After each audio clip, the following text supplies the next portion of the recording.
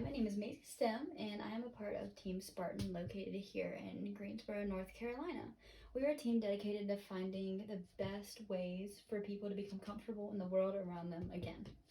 When it comes to feeling your best and feeling overall contentment in your life, we have found that people have lost it amid the COVID-19 pandemic. Through vigorous research and studying, Team Spartan has decided to maintain a healthy lifestyle. We must find ways to schedule mental health days, improve one's mental health through physical activity, and provide incentives for people to get the vaccine so that we can encourage the lifestyle changes even more. With that being said, what we have come up with is the post-COVID-19 relief bill. This relief bill includes different ways that we have found that could help those who are struggling with finding motivation to begin life again, such as becoming physically active, finding ways to communicate, and so much more.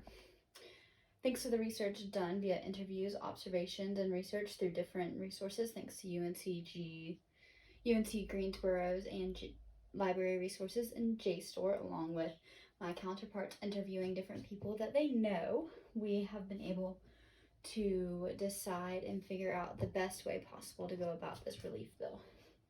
The main points of this relief bill will be tax breaks, improving mental health, and the addition of mental health days to college students, major businesses, and encouraging homes to take these days into consideration as well. Through our findings, we have found that many people have grown closer to their family, have become a lot more open to getting out and about in their house, and just being creative and finding new ways. And we want that drive to keep going, because a lot of that happened whenever everything was shut down for a while. But now we want to encourage people to get back out there and continue living again. And with that, I will let my counterpart, David Conley, who is walking through our next phases of research that we have done to find these observations.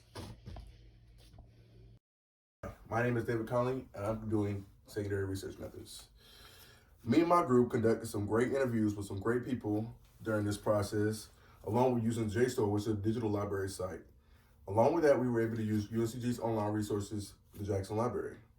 Not to mention, we made a lot of good observations. And lastly, I feel like I have to give good credit to Mayo Clinic medical publishers, who gave us a lot of great information for our key findings. As we were going through COVID-19, a lot of people were wondering, when would a vaccine be developed? Thankfully, the Pfizer and Moderna,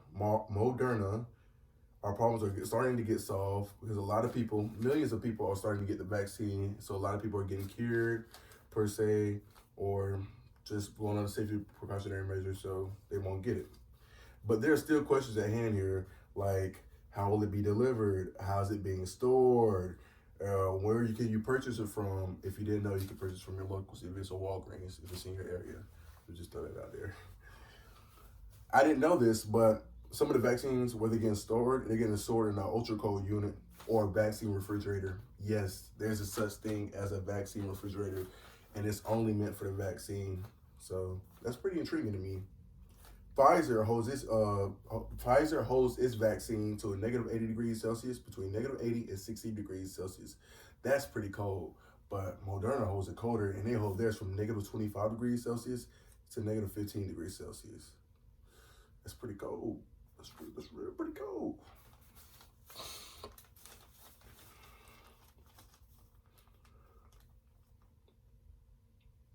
During the process, there's a lot of stuff that you should know when you're going to get the vaccine. For example, the Pfizer vaccine, you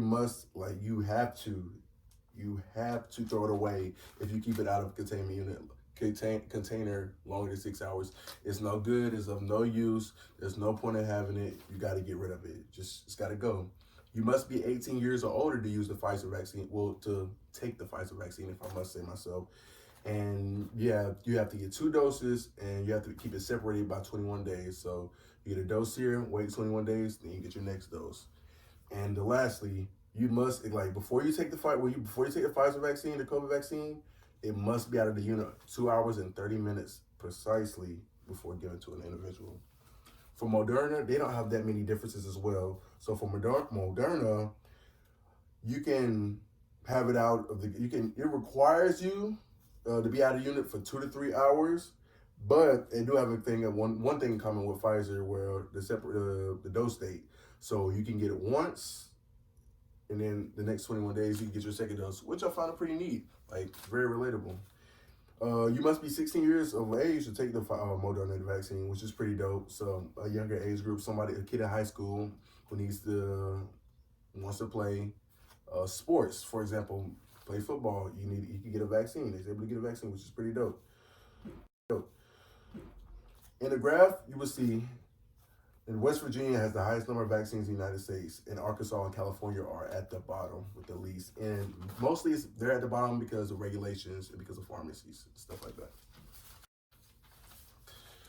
COVID has affected thousands of people's lifestyles. It's not easy to go to a Zoom class as it used to be and go get a workout in, or go in there, get a good pump in, get a good lift some weights. It's not the same as it used to be. You have to take in the safety guidelines, limiting the number of people in the area, sanitizing all equipment, which you should be doing anyway, and just being more mindful of people around you so you can't be in big groups. If you did not know, working encourages our body to go into a meditative state.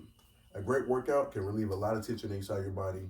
Working out is a major outlet for getting rid of a lot of mental stress and stress in general. So working out is more of a mental thing rather than a physical thing. Working out is not the only stress reliever you can have either. There are other options like mowing the grass, cleaning, going for a walk, or even hula hooping. There's plenty of stuff that you can do. So, now that you know a little more about the secondary research our team conducted, my name is Hudson Wright, and I'm going to walk you through the primary research of our teams. Primary research was conducted through interviews, a survey, and observation. The first interview was done with the catering manager and mother of three. She said that she was initially let go from both of her jobs. Two of her kids had to move back home, and her husband was switched to working from home remotely. This has had a drastic change on their home environment to accommodate everyone trying to get their work done. The second interview was done with the director of pharmacy at Kindred Hospital. She said that they initially dealt with limited personal protective equipment, and their facility allowed no visitors. Fortunately, they've now had access to Moderna vaccines because they're stored here in North Carolina. Our third interview was done with a D1 college athlete who said that he was forced out of facilities that they typically use for practice and working out. During the lockdown, he's had to switch to working out from home through videos sent to him by his coach. Now that he's been able to meet back with his team, they're still being forced to make changes like working out outside. In our survey, we asked questions regarding people's experience during the pandemic. We asked how they were affected by working online, how their physical activity's been affected, and how they've spent their time. Through this, we found that most people have grown closer with their families. Finally, our observations were done in shared common spaces. We noticed that most people and places have been following the regulations. However, we also noticed a trend. When there is someone to hold people accountable, people are more likely to follow these obligations. But when there's no one to monitor the situation, some places have a majority of people breaking these guidelines. We at Team Spartan want to provide you with information we think you need most. We want to provide you with ways that you can have a more comfortable and healthy lifestyle.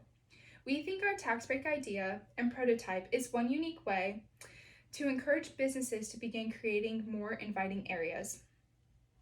Our main focus is our audience's mental health, because if you are not happy within yourself, then you can't be the possible best you.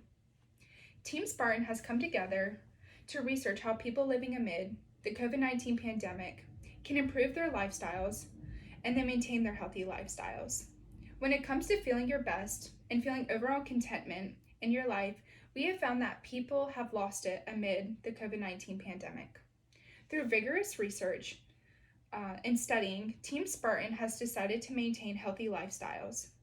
We must find ways to schedule mental health days, as well as improve one's mental health through physical activity, and provide incentives for people to get the vaccine so that we can encourage these lifestyle changes even more. We want to thank you for your time and consideration on our up-and-coming ideas. We hope that we have inspired you to look into your own lifestyles and where our recommendations fit for you and your own circle. If you have any questions or comments, please reach out to any of our team members here at Team Spartan. We hope you have a great day and thank you for listening.